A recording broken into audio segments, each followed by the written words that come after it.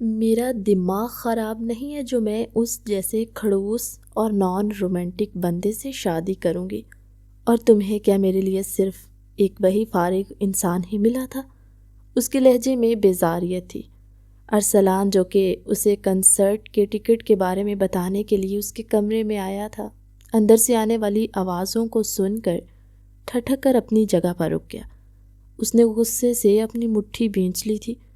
اس کے وہم و گمان میں بھی نہیں تھا کہ اس کے سامنے اتنی معصوم اور بھولی بھالی نظر آنے والی نور دل ہی دل میں اسے اس حد تک نفرت کرتی ہے، اور اگر وہ واقعی میں ارسلان کو ناپسند کرتی تھی تو پھر وہ سب کچھ کیا تھا؟ ارسلان کے ساتھ گھومنے کے لیے جانا، گھنٹوں بیٹھ کر اس کے ساتھ باتیں کرنا، یہ راز بھی جلد ہی ارسلان پر آشکار ہو گیا تھا جب اس نے حمیرہ سے 10,000 وصول کیے۔ میں شرط جیت گئی ہوں۔ تم نے مجھے کہا تھا کہ میں نے 1 ہفتے تک اس کے ساتھ آؤٹنگ کرنی ہے، لیکن دیکھو میں نے 2 ہفتے اسے اپنے پیچھے لگائے رکھا تو بدلے میں مجھے پیسے بھی زیادہ ملنے چاہیے۔ وہ خباثت بھرے انداز میں ہنستے ہوئے بولی۔ اس کے تو وہم و گمان میں بھی نہیں تھا کہ اس کی یہ چھوٹی سی غلطی اس کے لیے کتنی بھاری ثابت ہونے والی ہے۔ ارسلان اور نور ایک دوسرے کے کزن تھے۔ ارسلان تھوڑا سا سنجیدہ مزاج اور کھڑوس انسان تھا۔ نور کو وہ ایک آنکھ نہیں بھاتا تھا۔ اس کو تو ہنسی مذاق کرنے والے اور مذاقیہ لڑکے پسند تھے، نہ کہ ICU کے پیشنٹ۔ جب وہ 8 سال کی تھی تب اس کے بابا کا ٹرانسفر کشمیر میں ہو گیا تھا۔ اس کے بابا ایک سرکاری ملازم تھے۔ وہ ان کے ساتھ کشمیر چلی گئی، لیکن اب جب وہ 19 سال کی ہوئی تو دوبارہ سے حویلی واپس آ گئی تھی۔ ارسلان اس چھوٹی سی لڑکی کو بچپن سے ہی بہت پسند کرتا تھا۔ وہ لڑکی اسے بچپن سے ہی اپنے دل کے بے حد نزدیک محسوس ہوتی تھی۔ اس کا خوبصورت چہرہ اور پھر اس کے چہرے پر پھیلی ہوئی معصومیت، یہ دیکھ کر ارسلان کا دل بری طرح سے دھڑکنے لگتا تھا۔ اس کے لیے خود پر قابو پانا مشکل ہو جاتا۔ وہ اسے شادی کرنا چاہتا تھا۔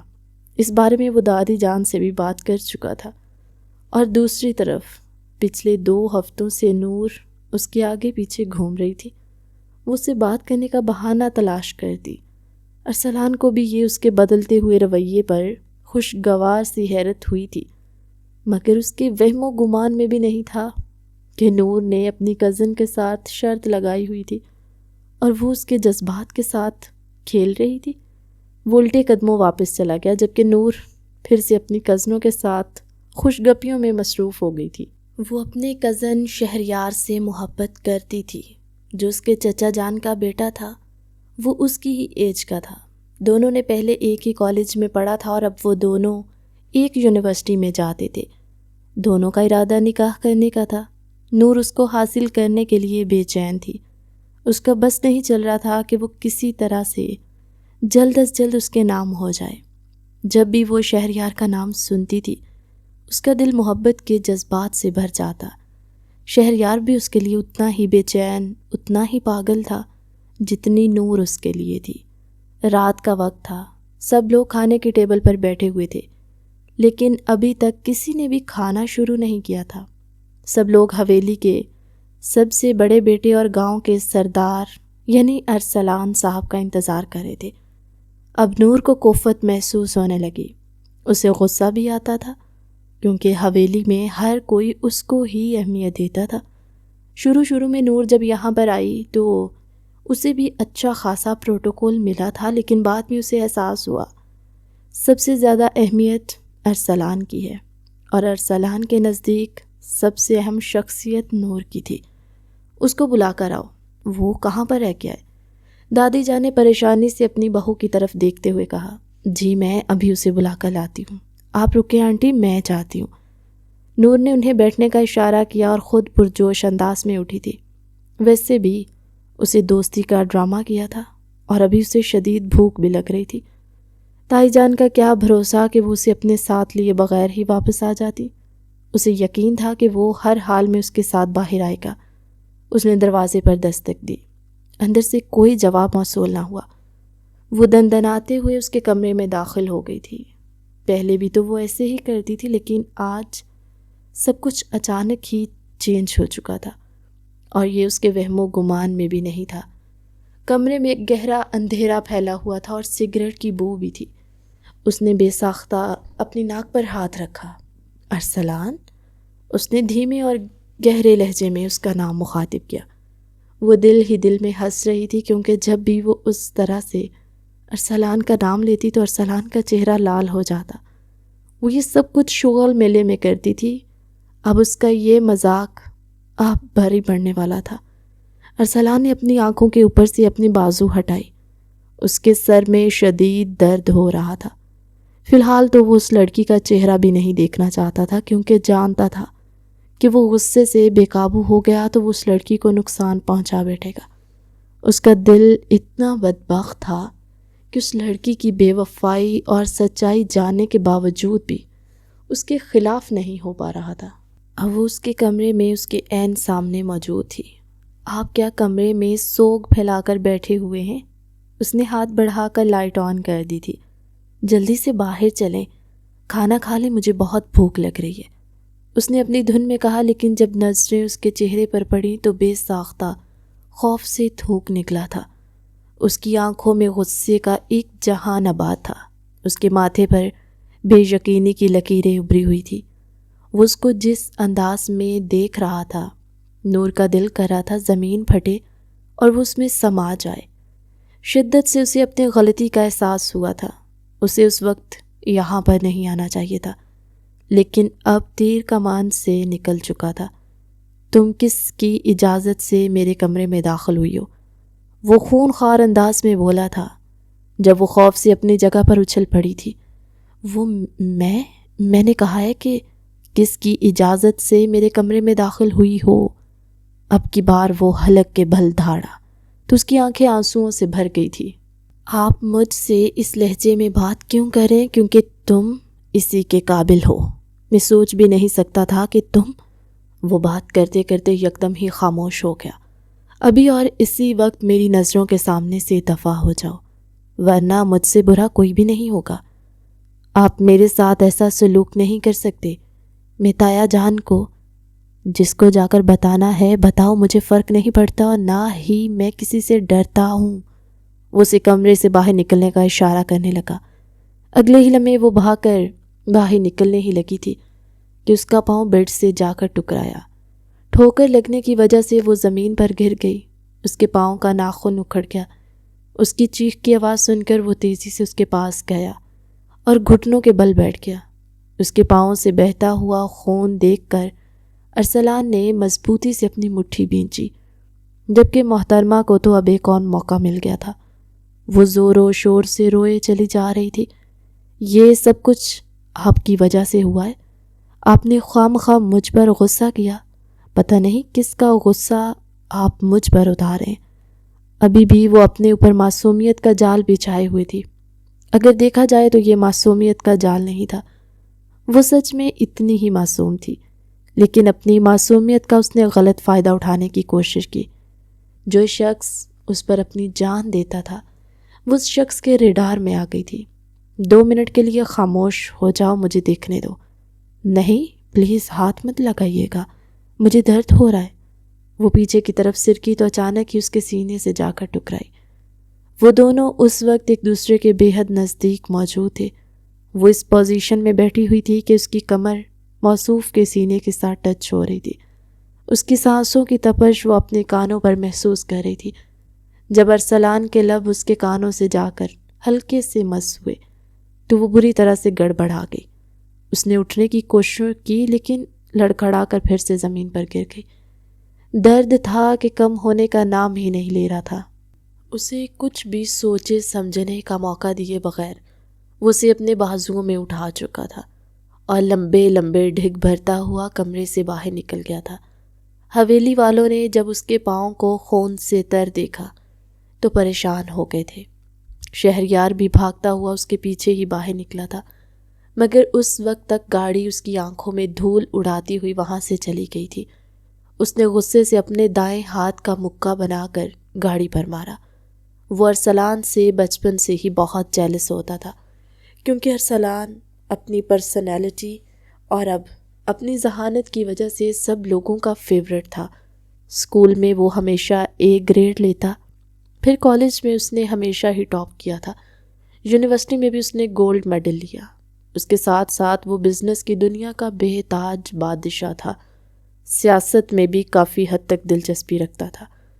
آج سے پہلے اس نے جتنے بھی پروجیکٹس پر کام کیا تھا ان سب میں ہی کامیابی حاصل کی تھی، جبکہ شہریار حد سے زیادہ نالائق تھا۔ اور ایسا نہیں تھا کہ اس کے پاس دماغ نہیں تھا، بلکہ اسے ان چیزوں سے کوئی خاص دلچسپی نہیں تھی۔ اس کی اپنی ایک دنیا تھی۔ وہ کلبز وغیرہ میں جانے کا شوقین تھا، لڑکیوں سے دوستی کرنا، ان کے ساتھ ڈیٹس کرنا، انہیں گھمانے کے لیے لے کر جانا، یہ اس کی مصروفیت تھی۔ اس کی ان عادتوں سے ارسلان بہت اچھے طریقے سے واقف تھا۔ اس نے شہریار کو سمجھانے کی بھی کوشش کی مگر کوئی فائدہ نہیں ہوا۔ اس نے دو ٹوک انداز میں اسے کہہ دیا تھا کہ یہ میری زندگی ہے، میں جیسے چاہے اپنی زندگی گزاروں، تم ہوتے کون ہو میرے معاملات میں دخل اندازی کرنے والے؟ اتنا سب کچھ کرنے کے باوجود بھی شہریار کو یہ امید تھی کہ اس سے نیک اور پاک دامن بیوی ملے گی۔ نور کے پاؤں کی مرہم پٹی ہو چکی تھی، اب وہ بیڈ کے ساتھ ٹیک لگا کر لیٹی ہوئی تھی۔ کیا میں اسے اپنے ساتھ لے کر جا سکتا ہوں؟ جی، اب آپ اسے اپنے ساتھ لے جائیں۔ وہ اس کی طرف بڑھنے ہی لگا کہ نور نے ہاتھ اٹھا کر اسے رکنے کا اشارہ کیا۔ مجھے ویل چیئر پر جانا ہے، آپ بار بار مجھے ہاتھ مت لگائیں، آپ میرے لیے نامحرم ہیں۔ اس نے اسے نگاہیں چراتے ہوئے کہا، آپ حویلی میں کال کر کے کسی کو بلوا لیں۔ یہ سن کر اس نے مضبوطی سے اپنے لب بھینچ لیے۔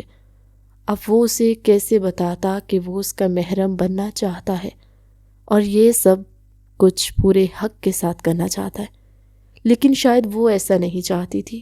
اس نے حویلی میں کال کر کے فرحین کو بلا لیا تھا۔ بعد میں اس نے نور کو سہارا دیا، لیکن اس دوران نور کا پاؤں پھر سے دکھ گیا۔ دل ہی دل میں وہ فرحین کو گالیاں دے رہی تھی، لیکن بظاہر وہ بہت ہی صبر کا مظاہرہ کر رہی تھی۔ اسے ڈر تھا کہیں ایسا نہ ہو وہ دشمن جان اس کا مذاق بنائے۔ حویلی واپس آنے کے بعد سب سے پہلے شہریار اس سے ملنے کے لیے آیا تھا۔ وہ بغیر اجازت کے اس کے کمرے میں داخل ہوا اور آتے ہی شروع ہو گیا۔ تم ٹھیک تو ہو؟ زیادہ چوٹ تو نہیں لگی؟ تم سوچ بھی نہیں سکتی میں تمہارے لیے کتنا بے چین ہو گیا تھا۔ دادا جان نے جب اپنے پوتے کی بے چینی اور ہڑبڑاہٹ دیکھی تو اسے مخاطب کرتے ہوئے بولے، بیٹا جی ہم لوگ بھی یہاں پر موجود ہیں، تھوڑا سا ہمارا ہی لحاظ کر لے۔ نور کا چہرہ بھی شرم کے مارے لال ہو گیا تھا، جبکہ ارسلان اپنا پہلو بدل کر رہ گیا۔ اس کا ارادہ تھا کہ وہ کل ہر حال میں دادا جان سے اپنے اور نور کے نکاح کی بات کرے گا، لیکن اس سے پہلے ہی شہریار نے بات کر لی۔ اس نے اسی رات ہی سب لوگوں کے سامنے نور سے شادی کرنے کا دعویٰ کیا تھا۔ دادا جان کو مسئلہ تھا، لیکن باقی گھر والوں کو کوئی مسئلہ نہیں تھا، یہاں تک کہ نور کی امی بھی راضی تھی، کیونکہ وہ شہریار کی امی کی کزن تھی۔ ان لوگوں کے آپس کے کافی اچھے تعلقات تھے۔ وہ یہی چاہتی تھی کہ ان کی بیٹی شہریار کی ہی بیوی بنے، جبکہ ارسلان ایک بار پھر سے خاموش ہو گیا۔ وہ بہت ہی غور سے نور کے چہرے کو دیکھ رہا تھا، جہاں پر شرمیلی سی مسکراہٹ پھیلی ہوئی تھی۔ وہ تیزی سے اٹھ کر اپنے کمرے میں چلا گیا۔ شہریار نے طنزی انداز میں اس کی پشت کو گھورا۔ اس بار میں تمہیں جیتنے نہیں دوں گا، اس بار جیت میری ہی ہوگی، وہ نفرت سے چور لہجے میں بولا اور پھر مسکراتی ہوئی نظروں سے نور کو دیکھنے لگا۔ چلو اب بہت ہو گیا، جاؤ یہاں سے۔ اس کی اماں نے اس کو آنکھیں دکھاتے ہوئے وہاں سے باہر بھیج دیا تو وہ خباثت بھرے انداز میں ہنستا ہوا کمرے سے باہر نکل گیا۔ اس وقت ہی اس کا موبائل بجنے لگا۔ اس کی فیورٹ گرل فرینڈ کی کال آ رہی تھی۔ ہیلو ڈارلنگ، میں تمہیں ہی یاد کر رہا تھا یار، میں نے اپنی ماما سے بات کی ہے، انہوں نے تمہاری تصویر بھی دکھائی۔ یار سیریسلی وہ بہت خوش ہوئی ہیں، لیکن ایک چھوٹا سا مسئلہ ہے۔ تمہیں تو پتہ ہے ابھی میرا کریئر نہیں بنا اور ابھی میری پڑھائی بھی کمپلیٹ نہیں ہوئی۔ ماما چاہتی ہیں کہ جب میں اپنی ڈگری پوری کر لوں اس کے بعد ہی وہ رشتہ لے کر تمہارے گھر آئیں گی۔ ہاں میں تمہیں ان سے ملوا دوں گا، اس میں کوئی پرابلم نہیں ہے، بس انہیں لندن سے واپس آنے دو، کیونکہ ابھی کل پھر وہ لندن جا رہی ہیں۔ یہ کہہ کر اس نے کال ڈسکنیکٹ کر دی تھی۔ ابھی اپنے کمرے میں جا کر وہ اسے لمبی کال کر کے اپنی ہوس پوری کرنے کا ارادہ رکھتا تھا۔ لڑکیوں کو اس نے اسی وجہ سے ہی اپنے پاس ایڈ رکھا ہوا تھا، انہیں قیمتی گفٹس دیتا اور پھر اپنی ہوس پوری کرنے کے لیے استعمال کرتا۔ لڑکیاں بھی بے حد بے وقوف تھی، جو سب کچھ جانتے بوجھتے ہوئے بھی اس کی ہوس کا شکار ہو رہی تھی۔ نہ تو انہیں اپنے ماں باپ کی عزت کا خیال تھا اور نہ ہی انہیں اپنی عزت نفس کا مان تھا۔ نور دل ہی دل میں بہت خوش تھی۔ اس کو یوں لگ رہا تھا جیسے اس نے نئی زندگی کی نوید مل گئی ہو۔ جس شخص کو اس نے بے تحاشا چاہا تھا وہ شخص کا نصیب بننے جا رہا تھا۔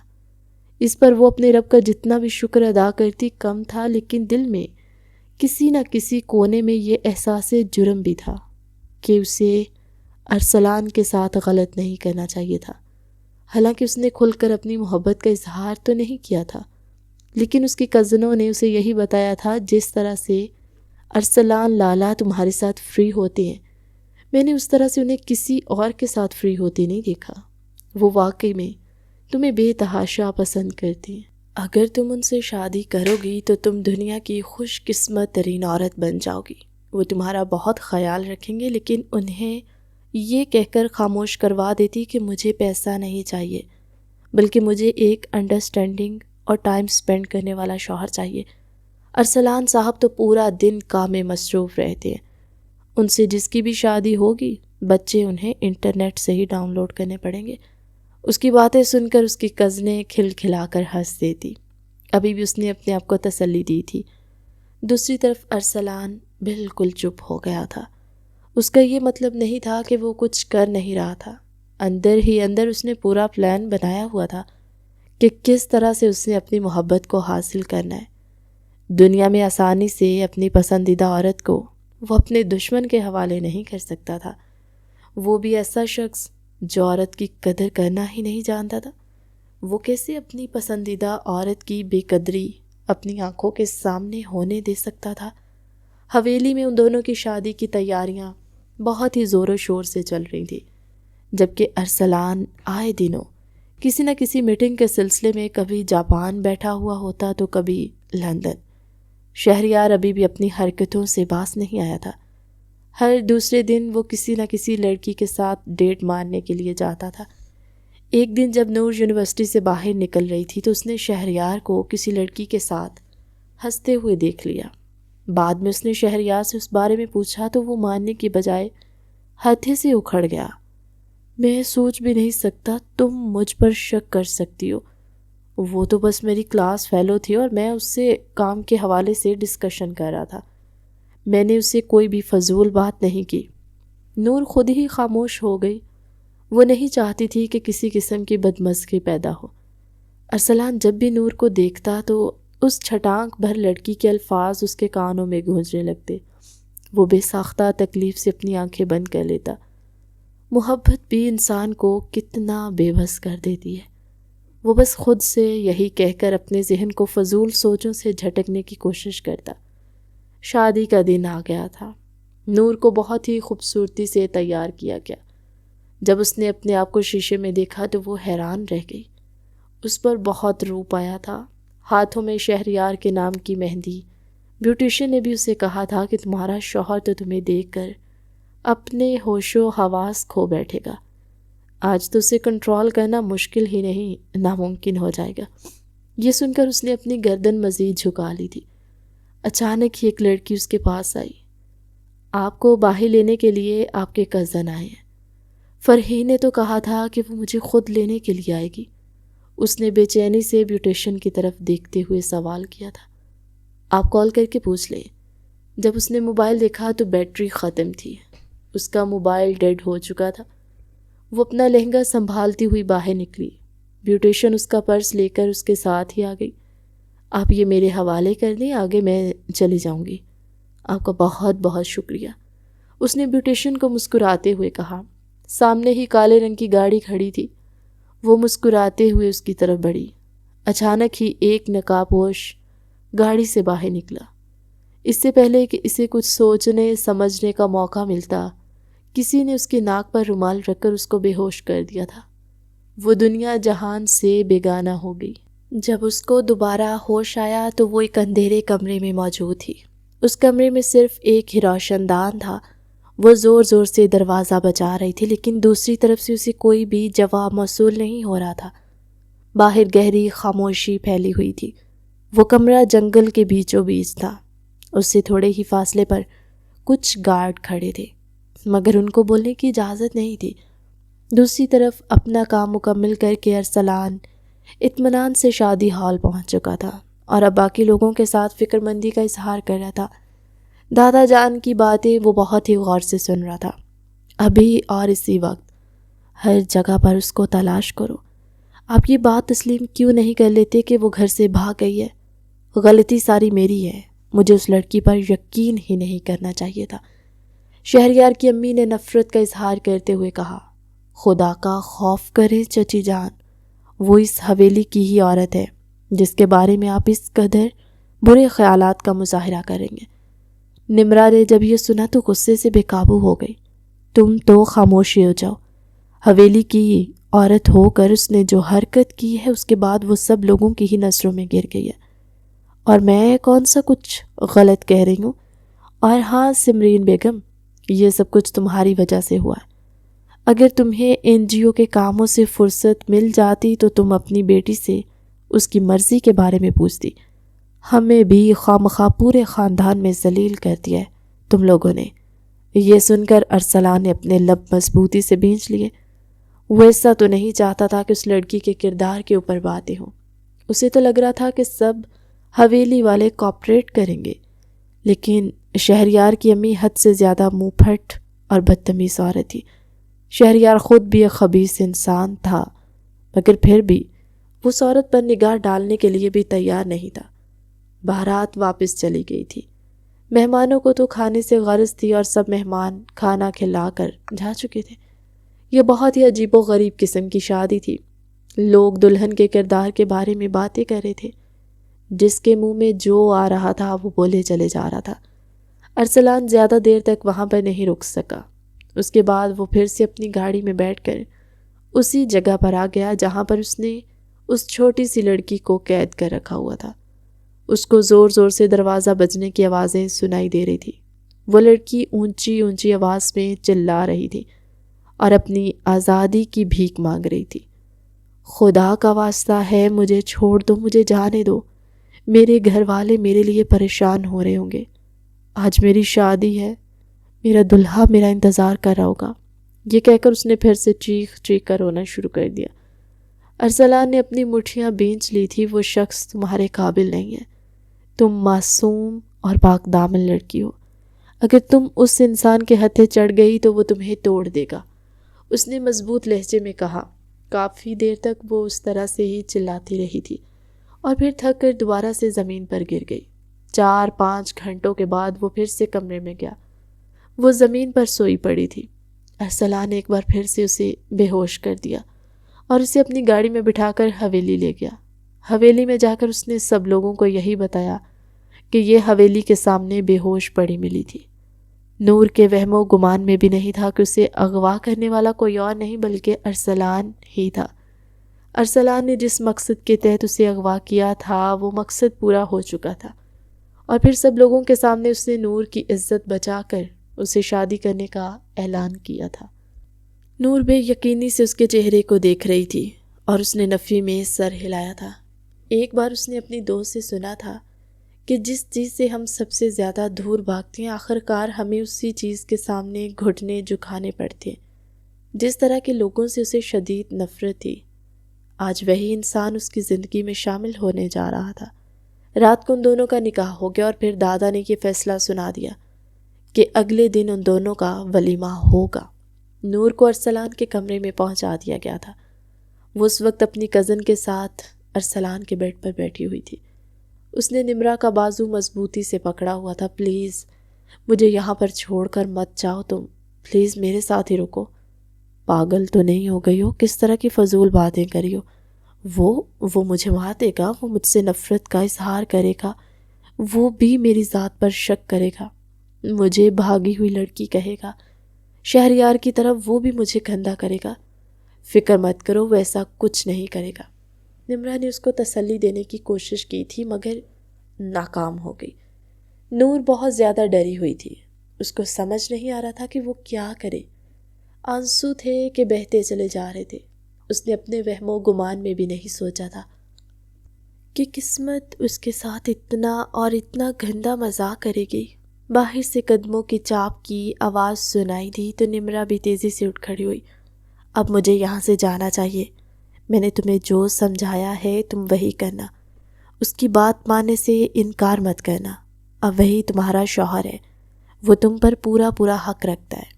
اگر وہ تم سے اپنے حقوق مانگے تو تم اس سے اس کا حق دے دینا۔ شہریار کو بھول جاؤ تو وہ تمہارے نصیب میں نہیں تھا، اور اگر وہ واقعی میں تم سے محبت کرتا ہوتا تو وہ اس طرح سے تمہیں نہ دھتکارتا بلکہ تمہیں دل و جان سے قبول کر لیتا۔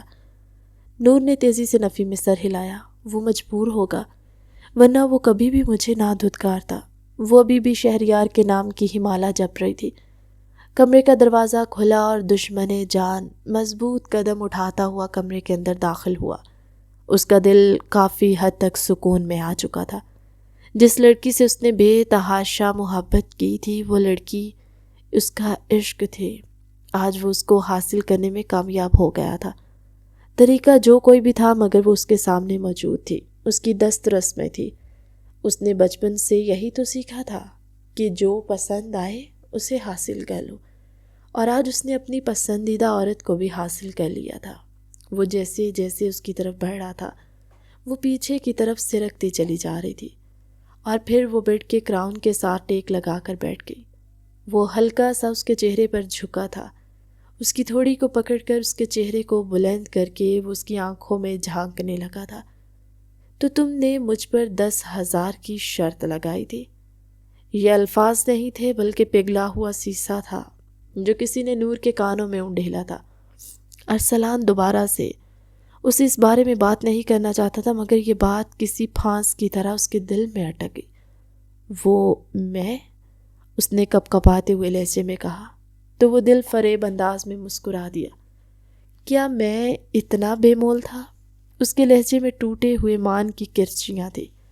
تم جانتی ہو تم میری زندگی میں آنے والی پہلی عورت تھی، وہ عورت جس سے میں نے بے تحاشا محبت کی۔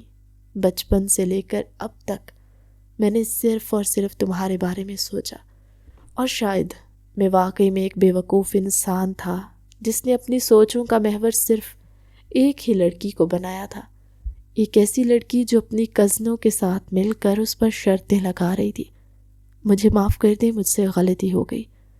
اس نے اس کے سامنے باقاعدہ طور پر اپنے ہاتھ جوڑ دیے تھے، مگر آج وہ اسے بخشنے کے موڈ میں نہیں تھا۔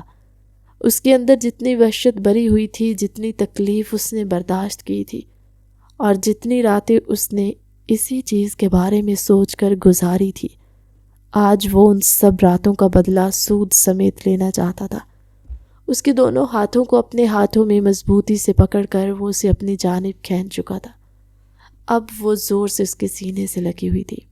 ارسلان کی انگلیاں اس کی کمر پر رینگ رہی تھی۔ ارسلان نے شرٹ کو پیٹ سے تھوڑا سا اوپر کیا اور مضبوطی سے اپنی انگلیاں اس کے پیٹ پر جما دی۔ محترمہ کو اس کا انگوٹھا اپنے پیٹ کے اندر گھستا ہوا محسوس ہو رہا تھا۔ تکلیف سے ہلکی سی سسکی اس کے لبوں سے نکلی۔ پلیز ایسا مت کریں، مجھے درد ہو رہا ہے۔ مجھے بھی درد ہوا تھا اس وقت جب تم نے میری ذات کا مذاق بنایا تھا، جب تم نے میرے کردار کی دھجیاں اڑائی تھی، جب تم نے میری عزت نفس کا فالودہ بنایا تھا۔ اس وقت مجھے بھی یہاں سینے میں درد ہوا تھا۔ وہ اپنے دل کی طرف زور سے اشارہ کرتے ہوئے بولا، جو درد میں نے برداشت کیا تھا وہی درد تم بھی برداشت کرو گی۔ یہ کہہ کر وہ شرٹ کو اس کے پیٹ سے تھوڑا سا اوپر کھسکانے لگا، اور پھر بے ساختہ اس نے اس کی ناف تک اپنے ہاتھ رکھ دیے تھے۔ وہ تڑپ کر پیچھے کی طرف ہٹی۔ اس نے ارسلان کے بالوں کو اپنی مٹھی میں جکڑا اور اسے دور کرنے کی کوشش کی مگر ناکام ہو گئی۔ اب وہ اس کی نازک جگہ پر چوم رہا تھا، جبکہ وہ اس کے سینے پر ہاتھ رکھ کر اسے خود سے دور کرنے کی کوشش میں بری طرح سے ہلکان ہو رہی تھی۔ اس کی سانسیں بھی پھول گئی تھی، جبکہ وہ اس کی قربت میں مدہوش ہوتا جا رہا تھا۔ وہ جو سوچ رہا تھا کہ وہ اس کو آج بے تحاشا تکلیف دے گا، اس کی چیخیں نکلوائے گا، اب وہ یہ سب کچھ سوچے بغیر اس کے وجود میں سکون ڈھونڈنے کی کوششیں کر رہا تھا، جبکہ وہ اپنے آپ کو اس کی گرفت سے چھڑوانے کی کوششوں میں ہلکان ہو رہی تھی۔ جیسے ہی ارسلان نے اس کی تھائے پر ہاتھ پھیرا تو وہ بے چین ہو کر پیچھے کی طرف کھسکی۔ اس نے بھاگنے کی کوشش کی مگر ارسلان نے اس کی ٹانگ پکڑ کر دوبارہ سے اسے اپنے نیچے کھینچ لیا تھا۔ تم مجھ سے فرار نہیں ہو سکتی، اس وقت تک تم مجھ سے دور نہیں جا سکتی جب تک میں تمہیں اجازت نہ دوں۔ وہ اس کی آنسوؤں سے بھری ہوئی آنکھوں میں دیکھتے ہوئے بولا، پلیز ایسا مت کریں، یہ سب کچھ میں برداشت نہیں کر سکتی، مجھ پر اتنی شدتیں مت لوٹائیں۔ اس نے سسکتے ہوئے کہا تھا۔ شش۔ اس نے محترمہ کے لبوں پر ہاتھ رکھا اور اسے خاموش رہنے کا اشارہ کیا۔ میں نے تم سے نکاح کیا ہے، تمہاری عزت کو بچایا، تمہیں تو میرا شکر گزار ہونا چاہیے۔ وہ اس کے گالوں پر انگلی پھیرتا ہوا اس کی گردن سے ہوتا اس کے سینے کی طرف لے کر آیا۔ جیسے ہی وہ اپنی انگلی اس کی شرٹ میں ڈالنے لگا، اس نے مضبوطی سے ارسلان کی شرٹ پکڑ لی۔ میں ابھی سب کے لیے ذہنی طور پر تیار نہیں ہوں، مجھے تھوڑا سا وقت چاہیے۔ تمہارے پاس سوچنے کے لیے 3 سیکنڈز کا وقت ہے، کیونکہ اس کے بعد میں تمہیں 1 سیکنڈ کا وقت بھی نہیں دوں گا۔ یہ کہہ کر اس نے گنتی گنی اور پھر اگلے پل وہ اس کے ہونٹوں کو اپنی گرفت میں لے چکا تھا۔ اس کی محبت بہت جنونی تھی، اس چھوٹی سی لڑکی کو جھلسا رہی تھی۔ وہ بن پانی کی مچھلیوں کی طرح تڑپ رہی تھی، اسے فریاد کر رہی تھی، مگر آج وہ عاشق اسے بخشنے کے لیے تیار نہیں تھا۔ آج ہر حال میں اسے اس لڑکی کو اپنے نام کرنا تھا تاکہ اس کے اندر کی وحشت کم ہو سکے۔ جتنی تکلیف اس لڑکی نے اسے دی تھی، آج وہ اس تکلیف کا مداوع کرنے والا تھا۔ جب اس کے ہونٹوں کو چھوڑ کر اس سے الگ ہوا تو وہ گہرے گہرے سانس لینے لگی۔ اسے اپنے منہ میں خون کا ذائقہ محسوس ہوا۔ اس نے بے ساختہ اپنے لبوں پر ہاتھ رکھا تو وہ وہاں پر ہلکا ہلکا خون بھی تھا۔ یہ کیا کیا آپ نے؟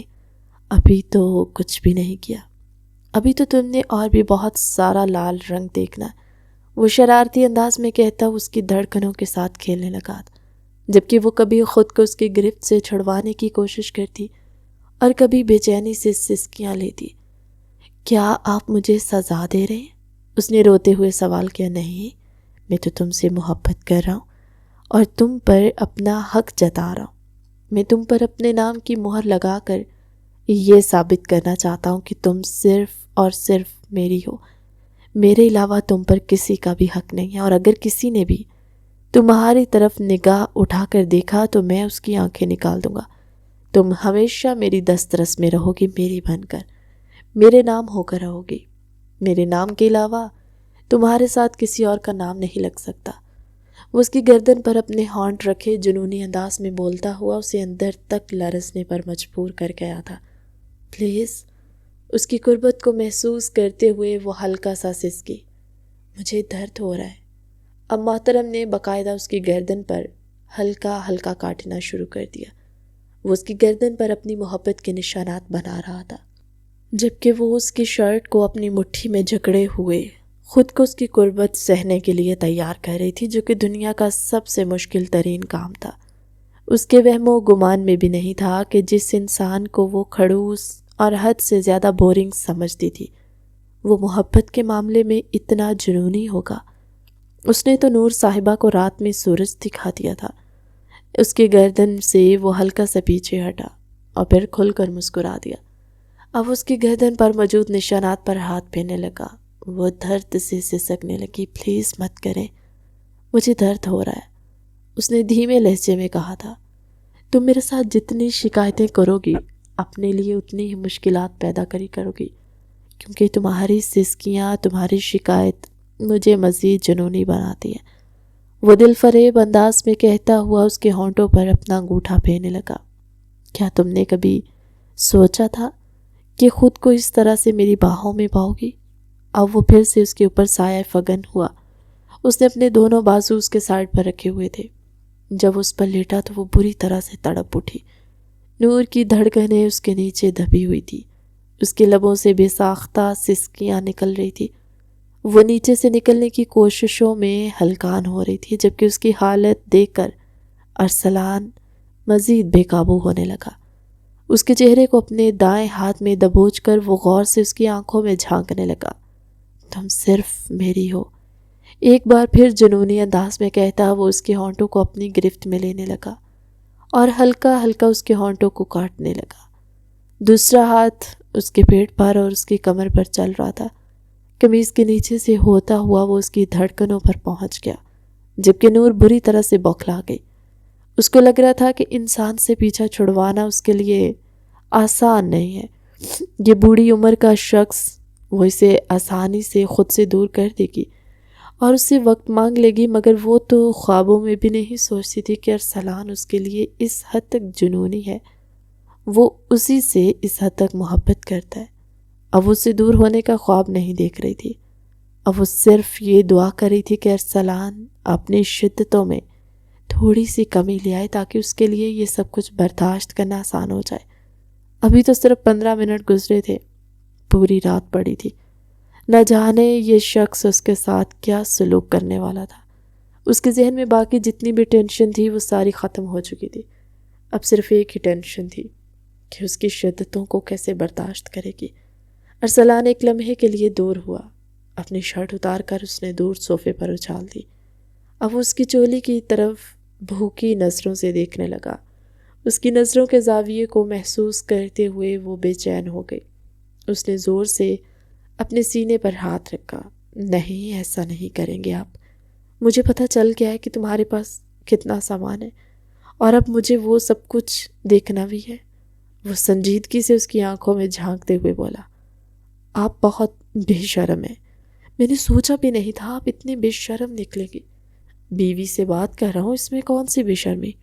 اور آج جو کچھ میں تمہارے ساتھ کرنے والا ہوں، اس کے بعد تم خود کو دنیا کی خوش قسمت ترین لڑکی تصور کرنے لگو گی۔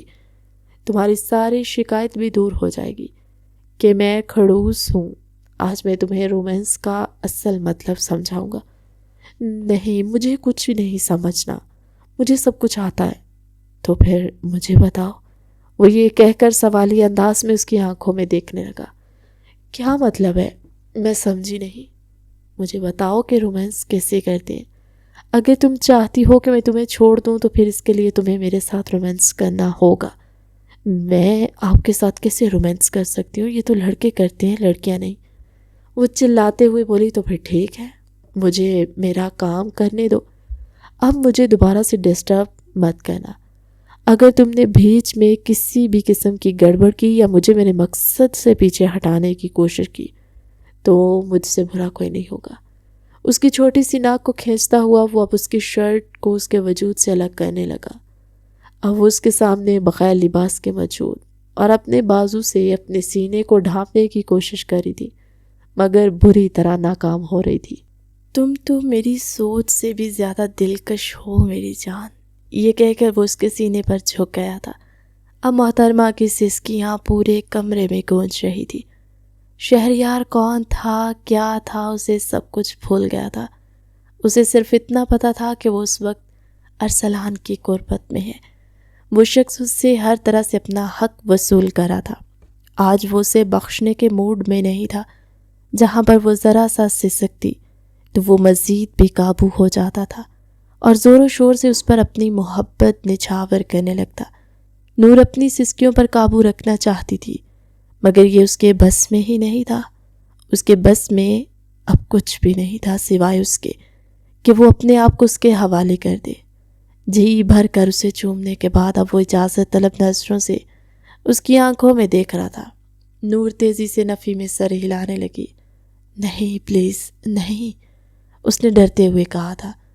مجھ سے ڈر کیوں رہی ہو میری جان؟ وعدہ کرتا ہوں تمہیں کوئی تکلیف نہیں پہنچاؤں گا۔ بہت بھاری ہیں آپ، اور اب وہ طاقتور بھی۔ مجھے درد ہوگا۔ اس نے یہ کہہ کر پھوٹ پھوٹ کر رونا شروع کر دیا۔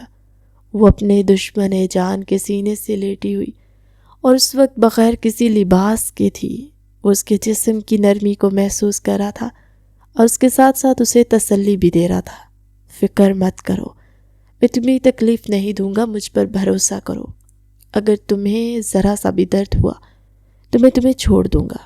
اس کی شدتیں آہستہ آہستہ نرمی میں بدلنے لگی، کیونکہ اس کے پہلو میں موجود وہ عورت اس کی بیوی تھی، اس کی محبت، اس کی پسندیدہ عورت۔ وہ اس پر تشدد کر کے اپنے آپ کو اپنی ہی نظروں میں نہیں گرانا چاہتا تھا، اس وجہ سے وہ اب نرمی پر اتر آیا۔ مجھے آپ پر بھروسہ نہیں ہے، آپ نے یہاں پر بھی نشان بنایا، یہاں پر بھی۔ اپنے سینے پر ہاتھ لگاتے وہ رک گئی۔ اور کہاں پر بنایا مجھے بتاؤ، اس کی آنکھوں میں دیکھتے ہوئے شرارتی لہجے میں بولا۔ تو وہ بوکھلا گئی۔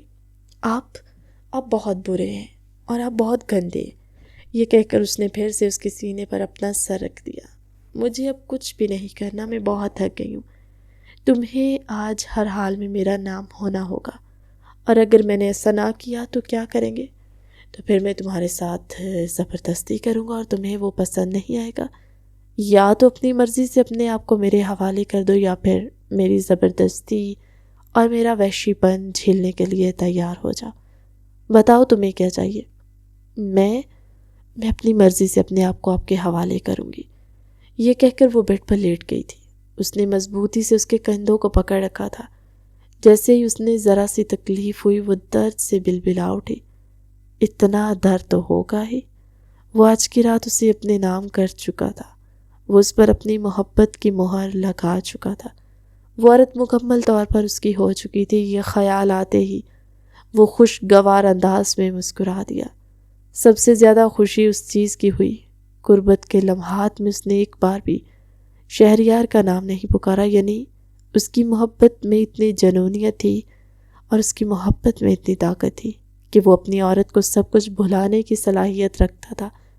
اس کو یکدم ہی فخر محسوس ہونے لگا۔ وہ اس کے سینے پر سر رکھ کر لیٹی ہوئی تھی، جبکہ وہ پیار سے اس کے بالوں میں انگلیاں پھیرا تھا۔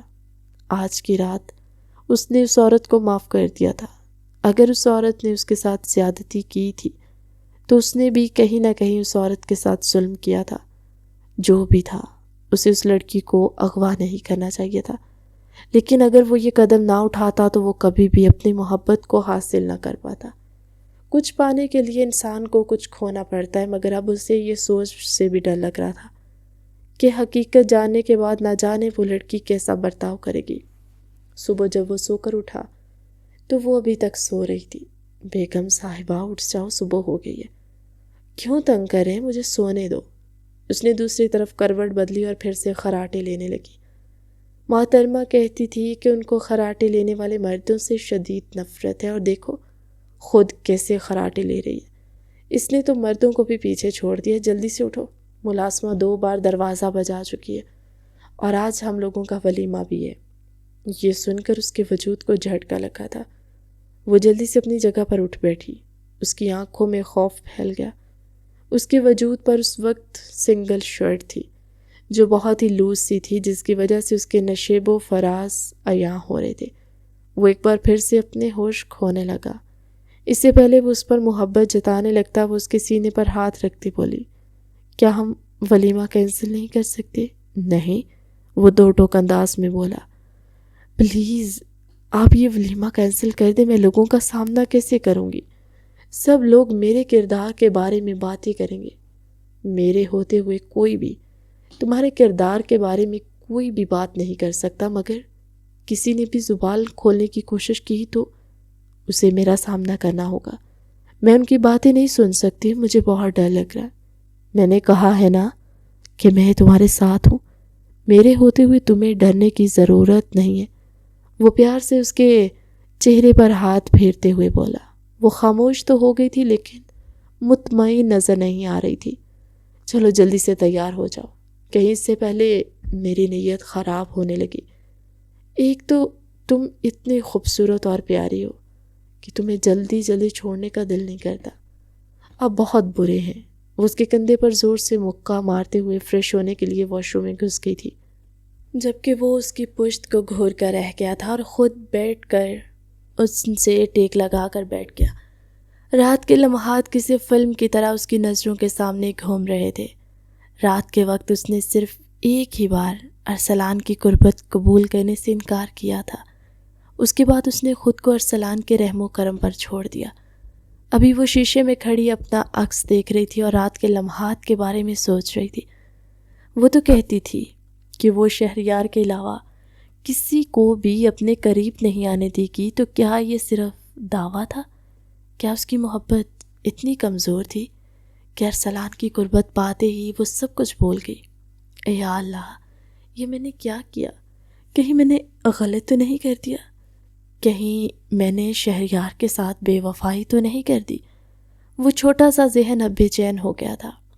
کل رات جب وہ آئی تھی تو سب لوگ ہی اس کے کردار کے بارے میں باتیں کر رہے تھے، سوائے اس کی امی کے اور اس کے کچھ کزنوں کے۔ باقی سب لوگ ہی اسے برا بھلا کہہ رہے تھے۔ دادا جان نے اس کے سر پر ہاتھ رکھا تھا اور ارسلان نے اس کا ہاتھ تھاما تھا، لیکن شہریار، وہ تو اسے یوں نگاہیں پھیر کر کھڑا تھا جیسے اس کا شہریار کے ساتھ کسی قسم کا کوئی تعلق ہی نہ ہو، حالانکہ وہ اس سے محبت کا دعوے دار تھا۔ کیا محبت کے دعوے کرنے والے اتنی جلدی آپ کا ساتھ چھوڑ دیتے ہیں؟ اس کی آنکھیں پھر سے آنسوؤں سے بھیگ گئی تھی۔ میں نے تمہیں رونے کے لیے نہیں کہا، جلدی سے تیار ہو کر باہر آؤ، اور اگر میں دوبارہ تمہیں روتے ہوئے دیکھا تو مجھ سے برا کوئی نہیں ہوگا، تمہیں سزا ملے گی۔ واش روم سے آنے والی سسکیوں کو سن کر وہ بری طرح سے ٹھٹکا تھا۔ اپنے شوہر کی دھمکی ملنے پر وہ بوکھلا گئی تھی۔ آپ کو کیسے پتا میں رو رہی ہوں؟ کیونکہ تمہارے رونے کی آواز مجھے باہر تک سنائی دے رہی ہے۔ یہ سن کر وہ بھیگی ہوئی آنکھوں کے ساتھ مسکرا دی۔ وہ ولیمے پر بہت پیاری لگ رہی تھی۔ صبح اپنی اماں کے گلے لگ کر وہ کافی دیر تک روتی رہی۔ اماں، میں بے قصور ہوں، میں نہیں جانتی کون مجھے لے کر گیا، لیکن میں پاک دامن ہوں۔ ہاں میری بچی، میں جانتی ہوں تمہیں صفائیاں پیش کرنے کی ضرورت نہیں ہے، مجھے تم پر پورا اعتبار ہے۔ جو کچھ بھی تم کہہ رہی ہو مجھے یقین ہے کہ یہ سچ ہے۔ اس کے سر پر ہاتھ پھیرتے ہوئے بولی تھی، انہوں نے اپنی بیٹی کا نام رکھا تھا اور اس کے لیے اتنا ہی کافی تھا کہ اس کی ماں اور اس کا شوہر اس کا ساتھ دے رہے تھے۔ وہ لوگ سٹیج پر بیٹھے ہوئے تھے، گاؤں والے اور باقی لوگ ابھی بھی اس کے کردار کے بارے میں عجیب و غریب قسم کی باتیں کر رہے تھے۔ جب شہریار کی ماں بھی سٹیج پر چلی آئی، تمہاری ہمت کو سلام ہے، اس جیسی 2 ٹکے کی عورت سے تم نے نکاح کیا؟ خبردار، جو آپ نے اس لڑکی کو 2 ٹکے کا کہا، یہ میری بیوی ہے اور یہ پاک دامن عورت ہے۔ بھائی، یہ اپنی شادی سے بھاگی ہے، اس کے کردار کو پرکھنے کے لیے یہی کافی ہے کہ اس نے اپنے ماں باپ کی عزت کا سودا کیا ہے۔ یہ شادی سے بھاگی نہیں تھی، بلکہ میں نے اسے اغوا کیا تھا، کیونکہ میں نہیں چاہتا تھا اس کی شادی آپ کے بیٹے سے ہو۔ اگر اس کی شادی شہریار کے ساتھ ہو جاتی تو اس کی ساری زندگی تباہ و برباد ہو جاتی۔ وہاں پر جتنے بھی لوگ موجود تھے ان سب لوگوں کو سانپ سو گیا تھا۔ دادا جان کو تو ایک لمحے کے لیے اپنے کانوں پر یقین نہیں آیا۔ یہ تم کیا کہہ رہے ہو؟ انہیں اپنی آواز کسی گہری کھائی سے آتی ہوئی معلوم ہوئی تھی۔ اس وقت میرے پاس اس کے خلاف ثبوت موجود نہیں تھے، لیکن اب میرے پاس ثبوت آ چکے۔ میں وہ ثبوت آپ لوگوں کو دکھانا چاہوں گا، اور مجھے یقین ہے کہ وہ سب کچھ دیکھنے کے بعد آپ کو میرا فیصلہ بالکل درست لگے گا۔ یہ کہہ کر اس نے وہاں موجود ایک ویٹر کو اشارہ کیا، جس نے ہال میں بڑی سی اسکرین چلا دی تھی۔ جیسے جیسے ویڈیو چلتی جا رہی تھی، دادا جان کا دل کرا تھا زمین پھٹے اور وہ اس میں سما جائے۔ شہریار تو وہاں سے رفو چکر ہو گیا۔ اس کی اصلیت سب لوگوں کے سامنے کھل کر آ گئی تھی۔ وہ ایک گھٹیا انسان تھا جس نے نہ جانے کتنی معصوم لڑکیوں کی زندگیاں برباد کی تھی، اور ابھی بھی اس کا بہت سی لڑکیوں کے ساتھ چکر چل رہا تھا۔ ایک لڑکی کو تو اس نے پریگننٹ تک کر دیا تھا، اور وہ ان دنوں شہریار کے پیچھے پڑی ہوئی تھی، لیکن شہریار چاہتا تھا کہ وہ اس کو پیسے دے کر اس کا منہ بند کروا دے۔ وہ لڑکی پیسے لینے کے لیے تیار نہیں تھی۔ ارسلان نے اپنے ولیمے پر اس لڑکی کو بھی دعوت دی تھی۔ اسے اس بات کا بھی پتہ تھا کہ یہ سب کچھ آشکار کرنے کے بعد اس کی بیوی اس سے نفرت کرنے لگے گی۔ وہ اپنی بیوی کی طرف نگاہ اٹھا کر بھی نہیں دیکھ پا رہا تھا، اور ہاں، یہ بات سچ تھی، نور بالکل ٹوٹ گئی تھی۔ اگر شہریار نے اس کے ساتھ دھوکہ کیا تھا تو اس شخص نے بھی تو اس کو دھوکہ دیا تھا۔ اس شخص کی وجہ سے وہ کتنی تکلیف میں رہی۔ اسے سمجھ نہیں آ رہا تھا وہ کیا کرے۔ وہ سٹیج سے اٹھی نیچے جانے ہی لگی تھی کہ اسے چکر آ گیا۔ وہ لڑکھڑا کر زمین پر گر گئی اور پھر تھوڑی ہی دیر میں بے ہوش ہو گئی۔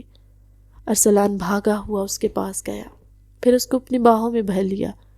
کوئی بھی اب ارسلان کو اس کے کیے پر نہیں ٹوک رہا تھا، بلکہ سب لوگوں کا یہی خیال تھا کہ ارسلان نے جو کچھ بھی کیا وہ کسی نہ کسی حد تک ٹھیک تھا، مگر ارسلان کو گھر والوں کو اعتماد میں لینا چاہیے تھا۔ یہ الگ بات تھی کہ اس وقت ارسلان کے پاس ثبوت نہیں تھے۔ محترمہ ہسپتال میں تھی، ان کا نروس بریک ڈاؤن ہو گیا تھا، اس کی حالت بہت سیریس تھی، وہ اتنے بڑے صدمے کو برداشت نہیں کر پائی تھی۔ ارسلان بے چینی سے گیلری میں چکر کاٹ رہا تھا اور اس کی زندگی کی دعائیں مانگ رہا تھا۔ وہ اس لڑکی کو کھونا نہیں چاہتا تھا، یہ اس کی کل کائنات تھی، اس کی زندگی کا سب سے اہم حصہ تھی۔ اس کو وہ کسی بھی قیمت پر اپنے ہاتھوں سے نکلنے کی اجازت نہیں دے سکتا۔ اور پھر پورے 24 گھنٹوں کے بعد محترمہ کو ہوش آیا۔ جب سے وہ ہوش میں آئی تھی تب سے وہ روئے چلی جا رہی تھی۔ ڈاکٹرز بھی پریشان تھے، کس طرح سے تو اس کی حالت خراب ہو جائے گی۔ ارسلان اس کے پاس آیا، جیسے اس نے اس کا ہاتھ اپنے ہاتھوں میں لیا، وہ اس کے سینے پر سر رکھ کر رونے لگی۔ میں آپ سے نفرت کر پا رہی ہوں، میں آپ سے بہت زیادہ نفرت کرنا چاہتی ہوں، لیکن پھر بھی میں آپ کو ناپسند نہیں کر پا رہی۔ آپ نے ایک رات میں ایسا کون سا جادو کیا کہ مجھے اپنے دل کے بے حد قریب لگنے لگے۔ آپ میرے محسن بھی ہیں اور آپ میرے گنہگار بھی ہیں، آپ میرے مخلص بھی ہیں اور آپ نے میرے ساتھ غلط بھی کیا ہے۔ میں نے تمہارے ساتھ کچھ بھی غلط نہیں کیا، جو کچھ بھی کیا تھا وہ وقت کی ضرورت کے مطابق کیا تھا۔ میں قسم اٹھا کر کہتا ہوں کہ میں کبھی بھی تمہیں اغوا نہ کرتا، لیکن جب میں نے دیکھا کہ شہریار نے تمہیں ہر طریقے سے اپنی جانچ میں پھنسایا ہوا تھا، اور اگر میں تمہیں سچ بتاؤں گا تو تم میری باتوں پر یقین نہیں کرو گی، اور جس طرح کے خیالات میرے بارے میں رکھتی ہو وہ سب کچھ سوچنے کے بعد میں اس نتیجے پر پہنچا تھا کہ یہی سب کچھ بہتر ہے گا۔ میں تمہیں کھونا بھی نہیں چاہتا تھا اور تمہیں اس کے ہاتھوں ذلیل بھی نہیں ہونے دینا چاہتا تھا۔ تم نے مجھے جو بھی سزا دینی ہے مجھے منظور ہے، تمہاری دی ہوئی سزا پر میں اف تک نہیں کروں گا، لیکن میں یہ بھی چاہتا ہوں کہ تم اپنی ساری زندگی میرے ساتھ گزارو۔ تم میرے لیے بہت خاص ہو، میں تم سے بے تحاشا پیار کرتا ہوں اور اپنی زندگی کا ہر پل تمہارے نام کرنا چاہتا ہوں۔ وہ امید بھری نظروں سے اس کی آنکھوں میں دیکھ رہا تھا۔ نور نے بے دردی سے اپنے آنسو صاف کیے تھے۔ جو کچھ آپ نے میرے ساتھ کیا ہے اس پر آپ کو سزا ملے گی، کیونکہ جب تک میں سزا نہیں دوں گی تب تک میرے بے قرار دل کو قرار نہیں آئے گا۔ ٹھیک ہے، مجھے بتاؤ کہ کیا سزا ہے۔ آپ 2 سالوں تک مجھ سے دور رہیں گے۔ 2 سال؟ یہاں سے کسی ایسی جگہ پر چلے جائیں جہاں سے مجھے دیکھنا بھی آپ کے لیے ناممکن ہو جائے۔ اب تم میرے ساتھ زیادتی کر رہی ہو۔ یہ زیادتی نہیں ہے بلکہ یہ آپ کی سزا ہے، یا پھر مجھے اجازت دے میں یہ حویلی چھوڑ کر چلی جاؤں گی۔ نہیں، تم اپنے آپ کو کیوں زحمت دیتی ہو میری جان؟ وہ انگلیوں کے پوروں پر اس کے گالوں کو چھوتے ہوئے بولا۔ آپ اپنی سزا غور سے سن لیں۔